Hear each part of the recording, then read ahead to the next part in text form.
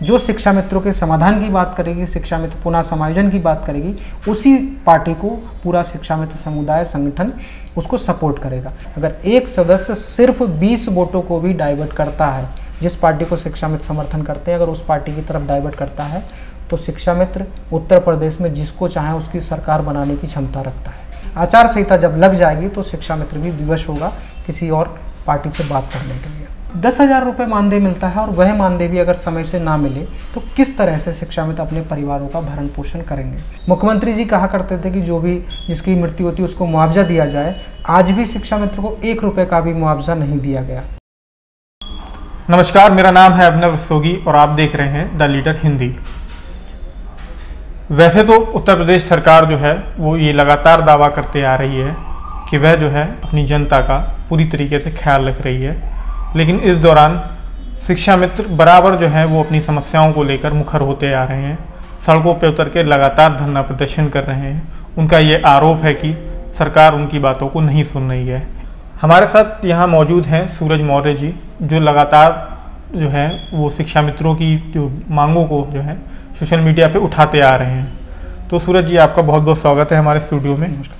तो सूरज जी, मेरा पहला क्वेश्चन जो है वो आपसे यही है कि जैसे आप बराबर जो शिक्षा मित्रों की मांगों को उठाते आ रहे हैं, सोशल मीडिया पे एक मूवमेंट चला रहे हैं, तो वो क्या समस्याएं हैं जिनको आप उठा रहे हैं सोशल मीडिया पर? देखिए, शिक्षा मित्रों की समस्याएं तो बहुत हैं और सबसे ज़्यादा समस्या ये है कि समान कार्य समान वेतन को लेकर। हम शिक्षा मित्रों का चयन 1999 में जब हुआ था और 1999 के दौरान जो भी गांव के सबसे योग्य युवा युवतियाँ थे उनका चयन हुआ और उस दौरान भाजपा की ही सरकार थी, माननीय कल्याण सिंह जी मुख्यमंत्री थे। उन्होंने उनकी एक सोच रही थी कहीं ना कहीं जो बेसिक की शिक्षा जो थी बिल्कुल डूब चुकी थी, बेसिक स्कूल जो डूब चुके थे उनको उभारने की, बेसिक शिक्षा को उठाने की, उनको सजाने की, संवारने की। तो उन्होंने सोचा कि क्यों ना हम उसी गांव के जो सबसे योग्य पढ़े लिखे योग्य हैं, युवतियां हैं, युवक हैं, उनको शिक्षा मित्र की योजना के तहत लगा दिया जाए।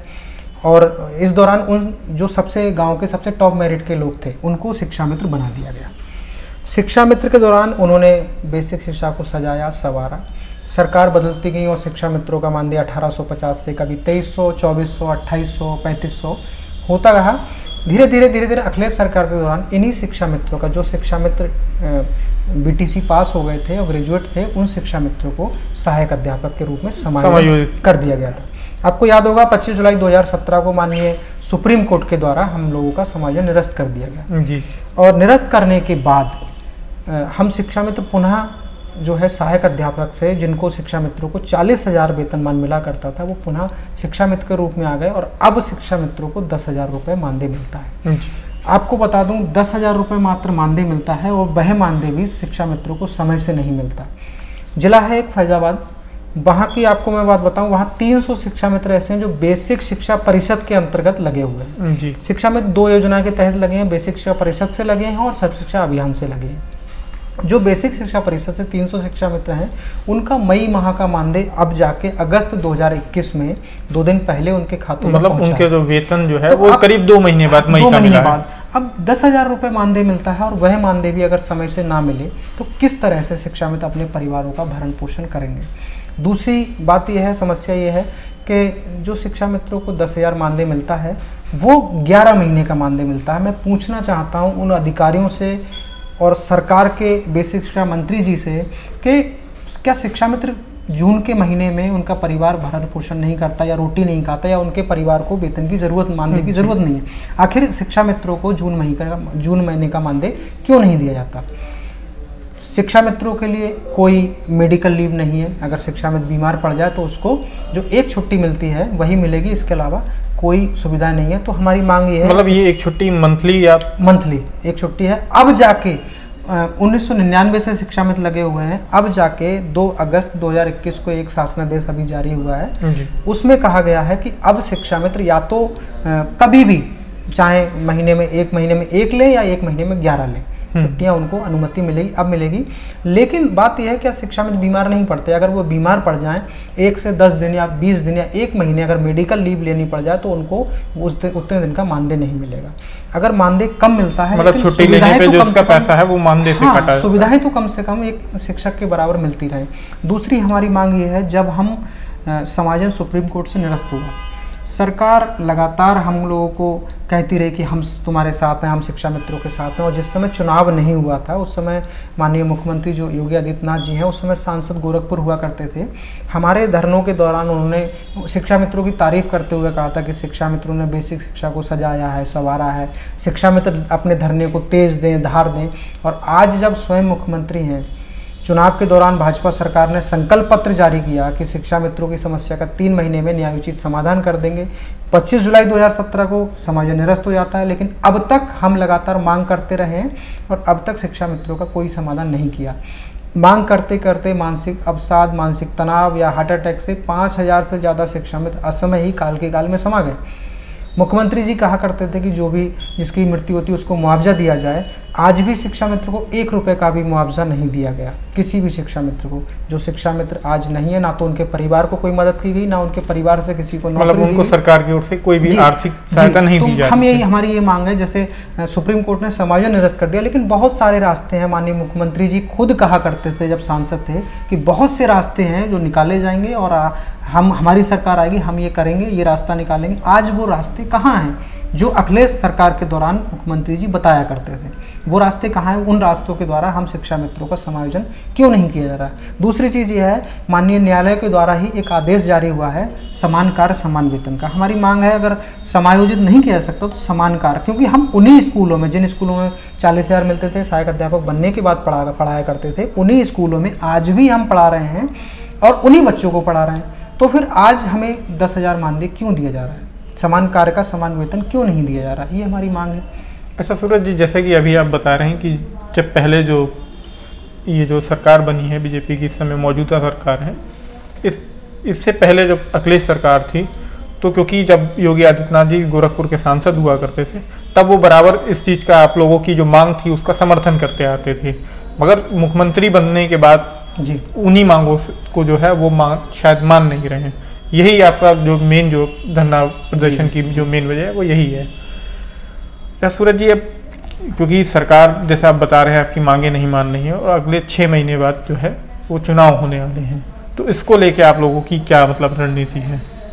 देखिए, आपको बताऊं 2017 में चुनाव था। भाजपा सरकार ने, भाजपा संगठन ने चुनाव के दौरान जो संकल्प पत्र जारी किया था उसमें कहा गया था कि शिक्षा मित्रों की समस्याएं 3 महीने में हम न्यायोचित ढंग से सही कर देंगे और न्यायोचित तरीके से समाधान कर देंगे।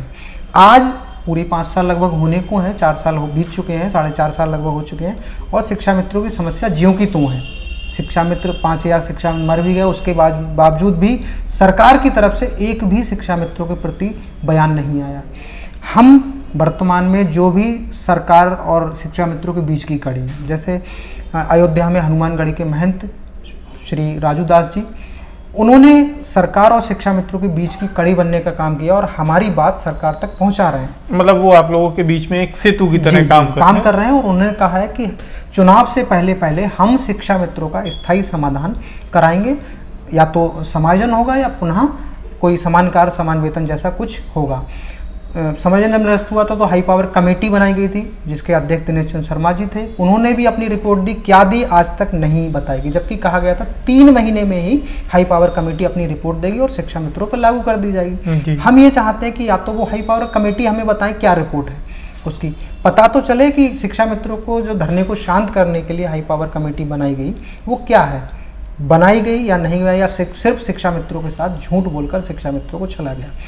महंत राजूदास जी लगातार सरकार के संपर्क में हैं। उन्होंने कहा है बहुत जल्द माननीय मुख्यमंत्री जी से समय लिया जाएगा, शिक्षा मित्रों का प्रतिनिधिमंडल मिलेगा और जानकारी ली जाएगी कि शिक्षा मित्रों को किस तरह से समाधान किया जाएगा, और बहुत जल्द माननीय प्रधानमंत्री जी से भी समय लेने की बात कही जा रही है। सोशल मीडिया के माध्यम से मुझे जानकारी हुई है।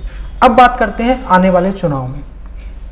हम लोग अभी सरकार के बीच की कड़ी जो है राजू दास जी, उनके माध्यम से सरकार तक अपनी बात पहुंचा रहे हैं जी। लेकिन अगर इस दौरान हमारी बात नहीं सुनी जाएगी और हम लोगों का समाधान नहीं किया जाएगा तो पूरा शिक्षा मित्र संगठन, शिक्षा मित्र परिवार मजबूर होगा कि जो भी पार्टी शिक्षा मित्रों के हित की बात करेगी, जो शिक्षा मित्रों के समाधान की बात करेगी, शिक्षा मित्र पुनः समायोजन की बात करेगी, उसी पार्टी को पूरा शिक्षा मित्र समुदाय संगठन उसको सपोर्ट करेगा। मैं एक छोटा सा उदाहरण देना चाहूँगा।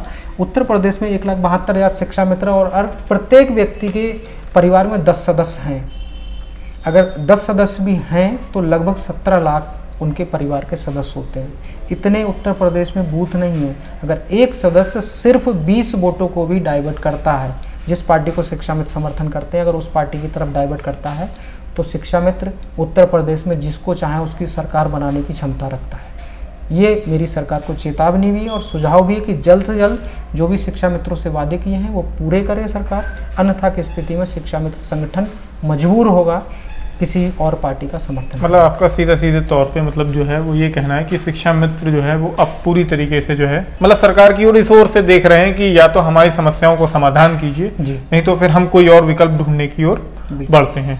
तो मैं एक चीज़ सूरज जी इसी चीज़ से जानना चाहता हूँ कि क्या मतलब इसको लेके किसी और विपक्षी दलों या किसी राजनीतिक दल से अभी आप लोगों की बातचीत कोई अगर हुई हो? नहीं, अभी वर्तमान में हमारी जो सरकार है, क्योंकि हमारी आशाएं भी वर्तमान सरकार से हैं।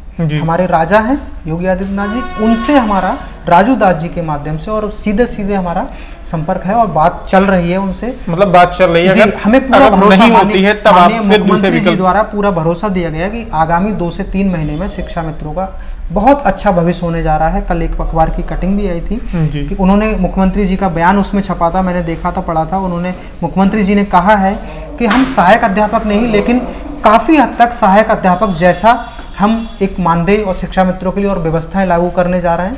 भविष्य में क्या है, लेकिन हम चाहते हैं कि जो भी व्यवस्थाएं शिक्षा मित्रों पर लागू होने जा रही हैं वो 1-2 महीने में सरकार जल्द से जल्द शिक्षा मित्रों पर लागू करे, अन्यथा की स्थिति में शिक्षा मित्र मजबूर होगा, क्योंकि आचार संहिता जब लग जाएगी तो शिक्षा मित्र भी विवश होगा किसी और पार्टी से बात करने के लिए। तो ये थे हमारे साथ सूरज मौर्य जी, जो लगातार शिक्षा मित्रों की मांगों को उठाते आ रहे हैं। हमने उनसे जाना कि शिक्षा मित्रों की मूल वो समस्याएं क्या हैं जिनको लेकर वो लगातार सरकार के खिलाफ मुखर हो रहे हैं, सड़कों पे उतर के धरना प्रदर्शन कर रहे हैं और बराबर जो है वो सरकार को कटघरे में खड़ा कर रहे हैं। तो जैसा कि उन्होंने बताया कि शिक्षा मित्रों की जो मूल समस्या हैं वो एक तो समान कार्य समान वेतन जो उनकी मांग है उसको लागू किए जाने के लिए, समायोजन उनका वापस किए जाने को लेकर है, और एक जो बड़ी समस्या जो थी वो जो है वो छुट्टियों को लेकर है। उनका कहना है कि सुप्रीम कोर्ट के आदेश के बाद भले ही सरकार ने जो है उनका समायोजन रद्द कर दिया हो, लेकिन जो ऐसी सुविधाएं या जो सुविधाएं जो हैं वो सरकारी शिक्षकों को मिलती हैं वो शिक्षा मित्रों को भी मिलनी चाहिए।